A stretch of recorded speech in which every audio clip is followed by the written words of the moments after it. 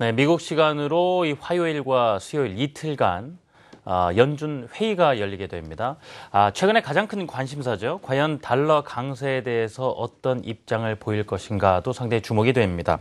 만약 달러 강세가 지금의 미국의 경제 여건을 반영하는 상황에서 이게 좀 정상적으로 나타나는 흐름이다라고 평가해 본다면 당연히 금리 인상도 앞당겨지지 않겠느냐 이런 시각이 가능할 텐데 말이죠.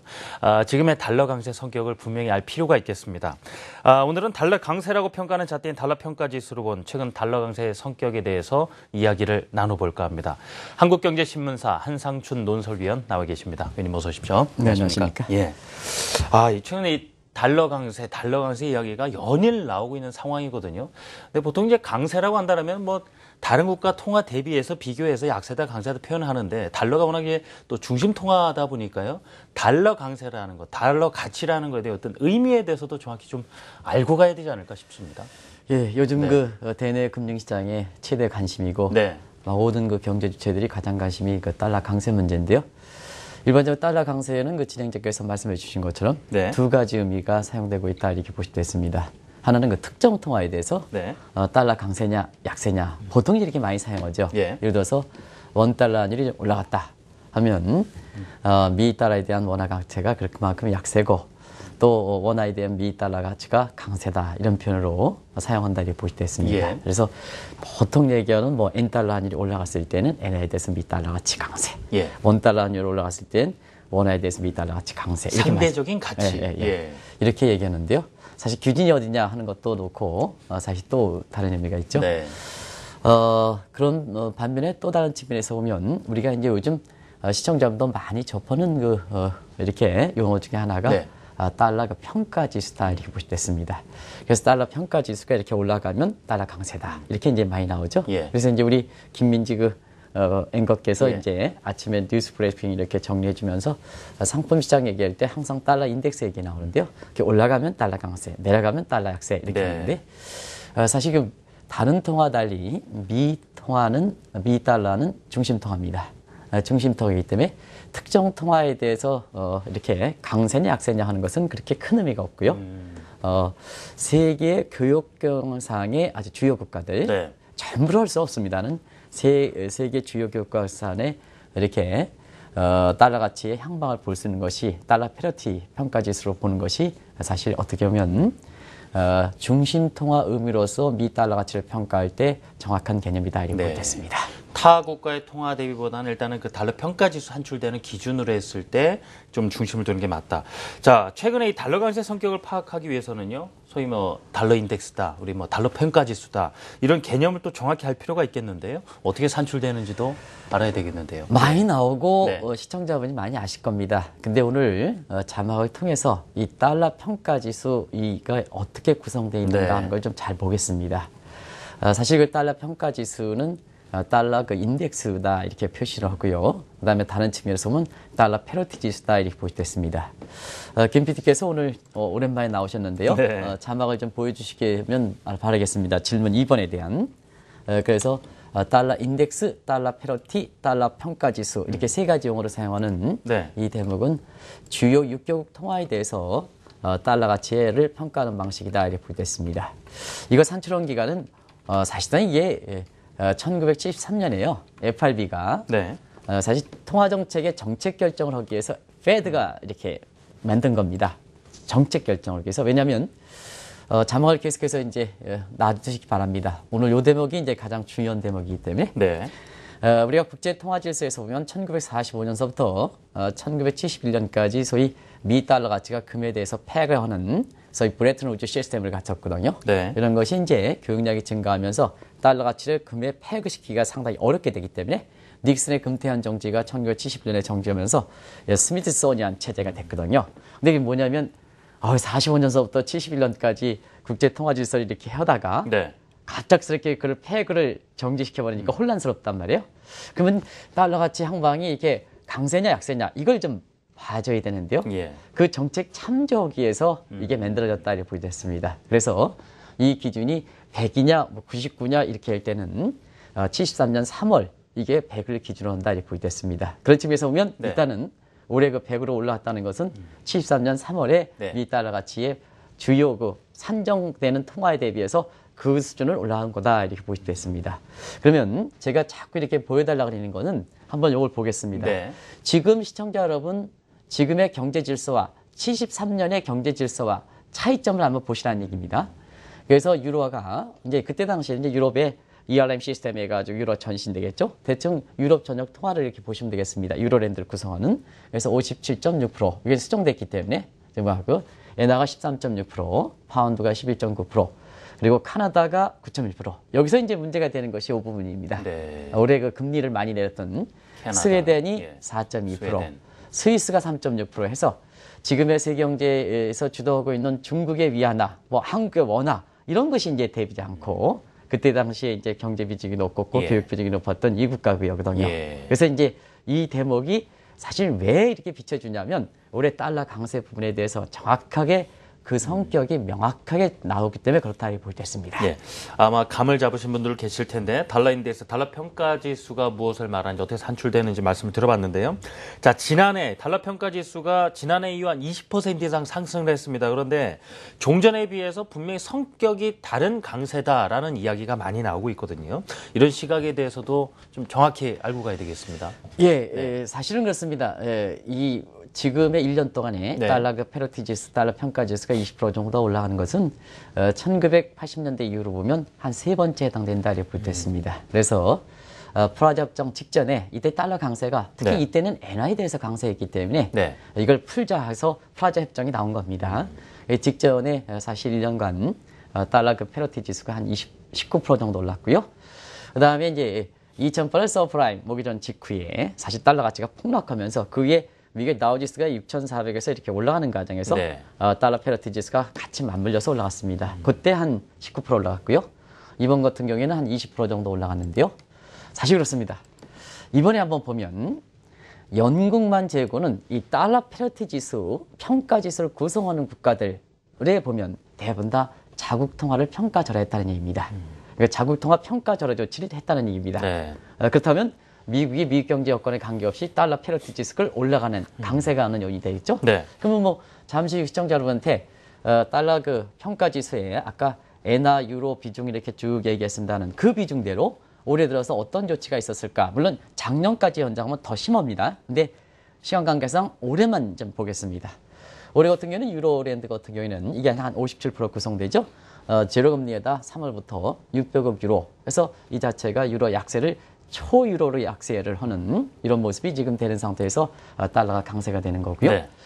두 번째는 일본도 추가적인 양적 완화를 계속하고 있죠. 그래서 작년 10월 말에 사실상 양적 완화 정책 미국이 종료 이후에 일본도 추가적으로 양적 완화 그리고 지금 이 시간에 사실 어제와 오늘에 걸쳐서 일본도 그 3월 중앙은행 회의가 있는데요. 여기서 추가 양적 완화 이 문제가 이제 이렇게 얘기되고 있거든요. 네. 어쨌거나 엔화 비중도 재료금리다 지난 2년 동안 아베노믹스에서 엔저를 통해서 자체적으로 달러 강세를 시켰던 요인이다 이렇게 보여졌습니다. 그리고 올해 들어서 달러 페러티 지수를 구성하는 국가들의 어떻게 보면 요 내용이 되겠습니다. 스위스 같은 경우는 최저 환율제 포기 1월 15일 날 사실 기준금리를 마이너스 0.75%까지 내렸죠. 네. 이건 통화 전쟁의 성격, 자국 통화의 평가 절하를 아주 명확히 했죠. 그리고 카나다도 1월 21일 날 사실 금리를 1%에서 0.75% 내렸죠. 그리고 스웨덴도 2월 10일인가요? 이때 기준금리를 마이너스 0.1% 이렇게 통화 절하를 목적으로 해서 내렸단 말이에요. 네. 그러다 보니까 사실 영국만 지역은 미국의 달러 페러티 지수를 올린 데에는 미국 경제 요인도 있겠습니다는 사실상 올해 들어서 상당 부분 달러 페러티 지수의 구성 내용으로 볼 때는 자국 통화 약세에 따른 네. 달러 가치가 페러티 지수가 올라가고 미 입장에서는 반사적 성격에서 달러가 강세가 되는 이 대목이 있다 이렇게 보시됐습니다. 예. 백명부대로 달러 페러티 지수를 오늘 왜 보여주느냐 하는 것을 우리가 달러 평가 지수를 얘기할 때 많이 얘기하는 요 내용 가지고 우리가 정확하게 한번 보자는 얘기입니다. 예. 그래 이제 달러 가치 향방이라든가 금리 인상이라든가 이런 문제를 그냥 비전문가들이 얘기하는 것처럼 그렇게 뭐 설왕설래할 수는 없다는 얘기입니다. 그런 것들에서 좀 한번 네. 보자는 얘기입니다. 예. 근본 문제부터 그래서요. 알겠습니다. 자, 이 달러 인덱스가 이제 6개 국가의 통화 대비 달러의 가치를 산출해내는데 이미 뭐 유로화라든가 엔화의 비중이 지금 70%가 넘어간 상황에서 엄청 지금 양적 완화에서 가치를 지금 하락시키는 상황이고 영국을 제한 나머지 국가들도 금리 인하로 해서 가치를 또 떨어뜨리는 상황이고 결국 반사적인 성격이 강하다 말씀하셨습니다. 그런데 미국 입장에서도 바로 이런 자연스러운 흐름이 아니라 각국이 좀 인위적인 부분에서 움직인다. 때문에 달러 강세가 좀 어찌 보면 미국 경제에 상당한 부담, 불이익을 주는 상황이기 때문에 미국도 아마 이 부분에 대해서 이것도 차차 말씀 나눠보겠습니다만 저는 이제 확실히 미국 경제는 부담이 되고 있는 건 아니겠습니까? 그렇죠. 부담이 예. 되죠. 네. 왜냐하면 달러 패러티 지수를 구성하고 있는 영국을 제외한 나머지 국가들이 자국통화 약세하니까 예. 미국은 경제권 이상으로 달러가 강세가 됐다는 얘기예요. 그러다 보니까 경제적 측면에서는 그만큼 역효과가 나올 수밖에 없다 이렇게 보겠습니다. 그런 측면에서 사실 미국 경제의 지금의 몇 가지 사항을 좀 말씀드릴게요. 네. 달러 강세 문제에 관해서. 예. 달러 강세를 이렇게 되다 보니까 지난해 그 4분기 성장률이 두 번째 발표한 잠정치가 2.2%를 기록했죠. 이게 이제 작년 3분기에는 5% 기록했으니까 네. 절반 이하로 이렇게 내려진 상태거든요. 그래서 올해 1분기 성장률을 봐야 되겠습니다는 사실상 올해 1분기 성장률도 3%를 넘기를 어렵다 이렇게 측면을 보고 예. 그다음에 GDP에 이렇게 총수항목별 기여도 보면 수출의 기여도가 많이 떨어졌습니다. 작년 4분기에 2.2% 떨어진 데는 그중에 총수항목별 기여도를 볼 때는 수출이 많이 떨어졌다. 이건 미국 경제 이상으로 달러 강세에 따른 부담이다 이렇게 볼 때 있습니다. 그리고 기업들의 실적도 마무리됐죠. 2월 말로. 근데 애플을 제외하고는 실적들이 톰슨 데이터라든가 뭔가 예상보다 좀 많이 나쁘게 나왔죠. 그 1분기가 더 나쁘게 나올 거로 이렇게 예상되고 있죠. 네. 지금요. 특히 수출 기업들의 실적이 상당히 나쁠 것으로 이렇게 보고 있고요. 또 한 가지는 최근에 무역 적자가 상당히 제약되고 있습니다. 지금 미국의 입장에서는요. 그만큼 미국의 달러 강세다 보니까 결과적으로 어떠냐 하면 수출이 안 나가고 수입이 더 들어오니까 무역 적자로 확대되죠. 이게 재정 적자로 확대될까? 쌍둥이 적자 이론에 의해서 그런 부분이 지금 우려되는 이런 대목이다 이렇게 볼 때 있습니다. 네. 또 한 가지는 FRB 입장에서 네. 중요한 것이 수입 물가 관리인데요. 달러가 강세되면 어떠냐 하면 달러가 약세돼야지 인플레 타겟팅해서 물가를 좀 올려서 경제 활력을 좀 이렇게 북돋을 수 있는데요. 달러가 강세되다 보니까 수입 물가 하락을 통해서 인플레 타겟팅에 물가가 여전히 낮게 되는 목적이 되죠. 그래서 여러 가지 통화 정책도 흐트러지는 문제가 있고 네. 그다음에 산업적인 측면에서는 지금 수출 제조업의 리프레시 다시 보자. 리쇼링 해 나가 있는 거 다시 들어와라 했는데 이게 달러가 강세되면 네. 야 당신네들 불러놓고 달러 강세하면 무슨 얘기냐 뭐라는 거냐 이렇게 해서 이 달러 강세가요 기업 입장에서 보면 네. 역보조금에 해당됩니다. 보조금을 탈취하는 소위 준조세에 해당되거든요. 그러다 보니까 미국의 산업계 입장에서는 도대체 뭐는 거냐 불러들이고 뭐는 거냐 이런 쪽의 얘기가 나올 수밖에 없다고 됐습니다. 그래서 미국이 사실 달러 문제에 대해서 이렇게 우리가 페리티 지수 가지고 정확히 보자는 얘기가 우리가 달러 강세, 약세 이렇게 얘기할 때 일반적으로 달러 페리티가 아니까 그 문제 가지고 구성하는 국가가 올해 어떻게 했을까, 작년부터 어떻게 했을까 네. 하는 거 보면 이게 액면 그대로 달러 강세라든가 달러 강세를 미국 경제 요인만 생각해서 우리가 파악할 수는 없다는 얘기입니다. 네.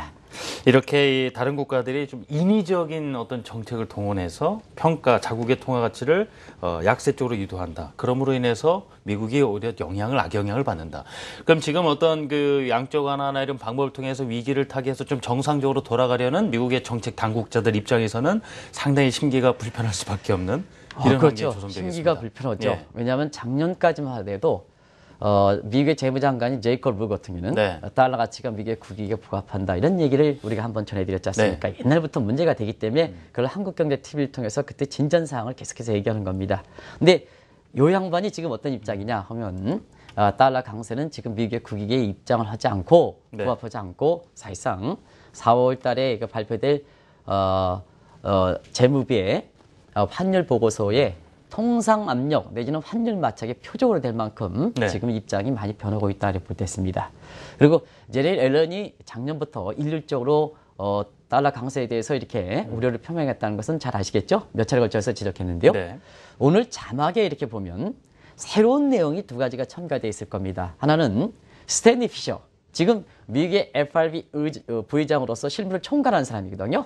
이게 제넷 앨런의 일종의 스승이나 마찬가지입니다. 예전에. 근데 이분이 이번 주 들어서 FRB 회의를 직전에 사실 달러 강세에 대해서는 지금의 미국 경제 요인도 있지만 우리가 이제 분석하는 것처럼 대부분 다 달러 주변국들이 자국통화 약세를 하는 과정에서 미국이 문매를 당한다. 달러 강세 쪽으로 문매를 당한다 하는 이런 쪽에서 사실 환율 전쟁의 어떤 원인 이런 문제를 처음으로 경계했다 이렇게 됐습니다. 네. 그리고 마이클 프로먼 이 사람은 누구냐면 미국의 USTR 대표인데요. 미국의 무역대표인데요.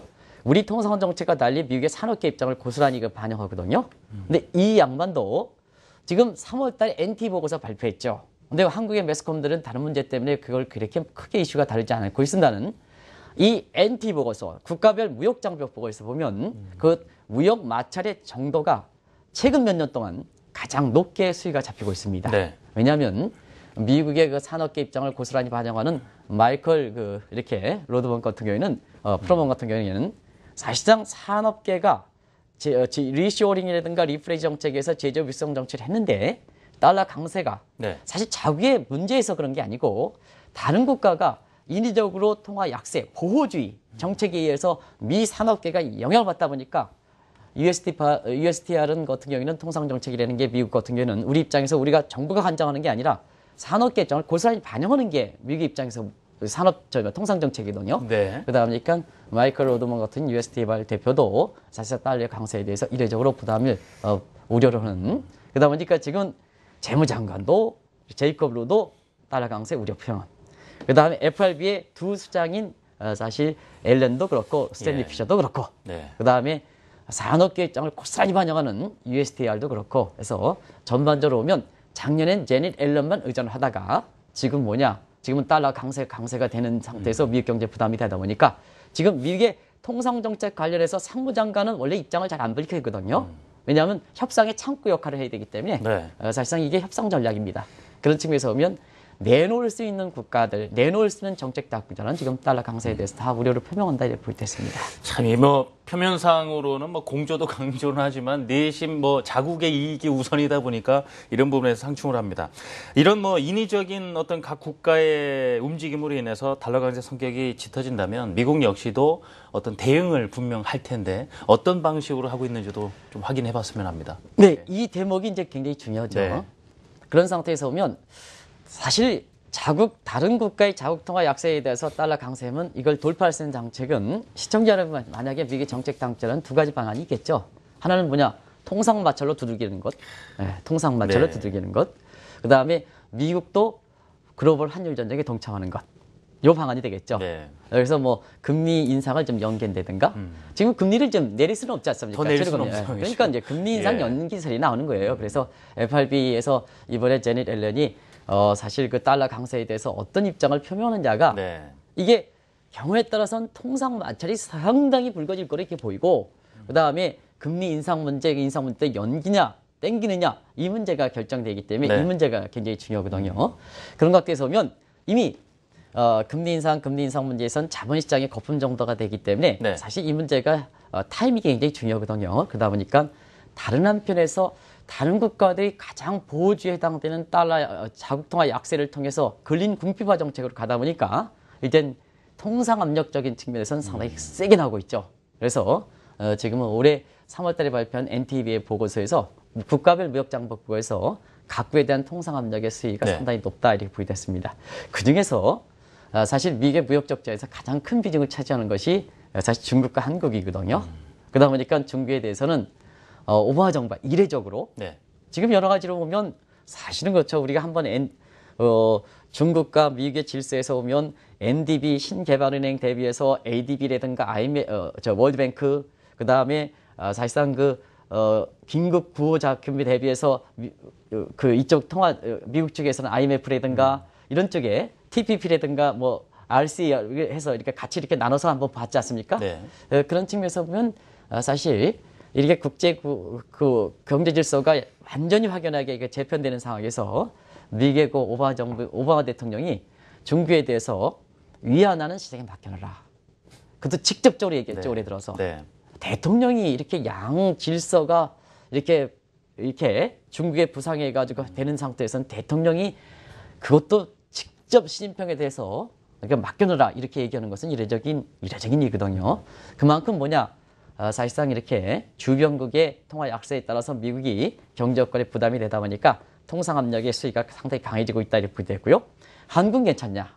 한국은 여러 가지 지금 뭐 샤드라든가 뭔가에서 어떤 입장을 취할까, TPP라든가 이런 데 어떤 입장을 취할까 하면 중간자적이다 해서 애매모호한 입장을 취하고 있는데요. 중국과 미국 사이 곁다리 어제 많이 나왔습니다. 지금 이렇게 보면은 감으로 보면 중국 쪽에 좀 붙어 있는 이런 분위기가 국제적으로 보여요. 이건 이제 저희들처럼 제3자 객관적 입장에서 하는 사람들 입장에서는 지금 한국이 중국으로 좀 가 있는 감이기 때문에 자, 미국 입장에서는 가뜩이나 대미 무역 적자, 미국 입장에서는 대한 무역 적자가 상당히 심해지는 상태에서 이렇게 중국 쪽으로 좀 편향적인 시각, 아니 국제적으로 파악하는 겁니다. 저는 요 샤드 문제라든가 비전 관계 때문에 다만 국제금융시장, 국제 질서에 대해서는 우리나라에서 가장 오랫동안 지켜보는 사람이기 때문에 평가를 어떤 쪽으로 가 있느냐 하면 그 저울질이 조금 그쪽에 가 있다는 이렇게 하거든요. 그러다 보니까 미국 입장에서는 전통적인 우호국의 미국 입장에서는 좀 안 좋아 보이죠. 그러다 보니까 우리 엔타이 다운핑이라든가 뭔가에서 텍스에서 각종 이렇게 통상 점략, 통상 압력에서 굉장히 그동안 편했던 대미 관계, 통상 관계에서 악화되는 것도 그렇다 이렇게 보겠습니다. 그런 측면이 통상 압력적으로 나온다 이렇게 보겠습니다. 자, 결국 미국의 지금 어떤 달러 강세에 따라서 대응 방법, 통상 압력을 가하는 방법, 금리 인상 연기하는 두 가지 방안이 있다고 하셨는데 만약에 이제 결국 이제 환율 전쟁에 미국도 이제 동참을 한다라고 봤을 때는 마찬가지로 금리 인하는 어려운 상황이고 좀 연기 쪽으로도 가닥이 좀 잡힐 가능성도 높다 하셨는데 이 부분 말씀 어차피 금리 민감한 시기니까 들어봤으면 하거든요. 환율 전쟁을 또 만약에 동참한다면 두 가지 방안이겠죠. 유동성을 증대시키는 정책, 저 유럽처럼. 그다음에 다른 그 페어티를 구성하는 것처럼 금리를 내는 방법. 네 개 두겠죠. 근데 이게 작년에 10월달에 유동성 공급하는 정책은 양적으로 종료시켰기 때문에 안 되죠. 신뢰성 문제 때문에. 그다음에 금리는 더 이상 내리기 어렵죠. 그런 상태에서 자연스럽게 금리 인상 연기 방안이 나오는 거다 이렇게 보겠습니다. 그래서 이제 제넷 옐런의 입을 굉장히 주목한다 이렇게 보게 되겠는데요. 한 가지 말씀드리면 지금 보면 전형적으로 미국 증시가 kind act paradox로 나오죠. 선행 역설이 나오죠. 예를 들어서 달러가 강세하면 이거 좋은 거 아닙니까, 그죠? 자국 경제 효과를 반영하면. 근데 이제 사실 그러면 미국 경제가 그만큼 튼튼하다는 얘기고 미국 경제가 튼튼하다는 얘기는 달러가 이렇게 강세가 되면 미국의 주가가 올라가야 되지 않습니까? 근데 어떻습니까? 지금 달러 강세하면 비교적 큰 폭으로 떨어지죠. 왜냐하면 지금 상태에서 보면 달러 강세가 그 자체가 긴축 효과를 갖고 있다 이렇게 볼 수 있습니다. 그래서 이 문제를 방치할 경우에는 사실상 미국의 그 주가가 많이 떨어지면서 1930년대 제2 에크루스의 페일러. 왜냐하면 그때 당시에는 너무 성급한 출구 전략 때문에 사실 경기를 망친 때가 있거든요. 이 문제에 그게 통화정책의 수장이 결정적으로 이 실성 부분입니다. 우리가 이제 국제금융시장에서 세 가지 실수가 있거든요. 하나는 1930년대 에클스 페일러, 그 다음에 1980년대 초반에 월커 페일러. 그래서 이게 그렇거든요. 근데 제3의 페일러가 될 것이냐, 이게 버냉키 때도 궁금했었고, 그 다음에 앨런이 궁금해. 이게 중화정책 수장으로서 궁금했던 실리했던 부분이거든요. 그거에 대한 트라우마를 갖고 있다는 얘기입니다. 그런 측면에서 보면 지금은 요 달러 강세에 대해서 어떻게 언급하냐에 따라서 미국의 통화정책의 수위를 이렇게 알 수가 있다. 통화정책 방향을 알 수 있다 이렇게 볼 수 있습니다. 자, 오늘 달러 평가지수에 대한 이야기 나누고 있는데요. 끝으로 여쭤볼 것이 지금 말씀하신 6개국 통화 대비 달러 가치를 평가하다 보니까 지금 좀 정확히 평가하기는 어려운 상황 아니냐. 그래서 새로운 인덱스가 필요하다 이런 시각도 있습니다. 네, 그렇습니다. 이게 달러 페러티 지수, 달러 평가 지수, 달러 인덱스 지수가 1973년 3월 달에 그때 당시에 교역국의 주요 교역국 대비해서 했거든요. 근데 지금 보면 국제 경제 질서가 약 40년이 지나면서 사실상 많은 변화가 있었죠. 그중에 신흥국 비중이 상당히 높았었고 신흥국 중에서 중국이 지금은 차이메리카 G2 체제가 될 만큼 상당히 중국 경제 위상이 상당히 많은 상태거든요. 그런 상태에서 보면 자, 이제는 미국의 달러 가치를 주요 교역국 대비해서 정확히 하려면 역시 세계 경제 질서에서 변화한 것을 좀 감안해서 해야 되는 게 아닌가. 한번 보겠습니다. 왜 지금 달러 강세에 대해 민감하면요. 스웨덴과 스위스 같은 이런 자그마한 국가에 의해서 평가 절하다 보니까 달러 평가 지수가 그렇게 올라가는 이런 모순이 발생한다는 얘기입니다.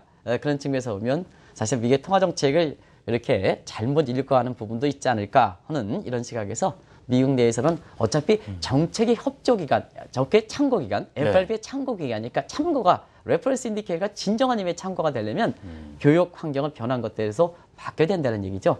그래서 이제 새로운 달러 인덱스, 새로운 달러 페러티 지수, 새로운 달러 평가 지수 이런 논의가 되고 있다고 보이도 했습니다. 이제 공교롭게도 중국의 위안화와 그다음에 중국의 위안화는 지금 상태에서 보면 한 40% 정도 비중까지는 유럽보다 끌어올려야 되지 않느냐 이런 쪽에 이게 나오는 거고 이게 달러 인덱스의 이렇게 그 구성 논의에서 제가 그 미국의 월가에 있는 저와 같은 파트너 이런 그 전화상으로 안 대목입니다. 네. 아직 확정된 건 아닙니다. 예. 그럼 지금의 교육 질서 보면 위안화 비중을 한 50%, 40% 이상 끌어올려야 되지 않느냐.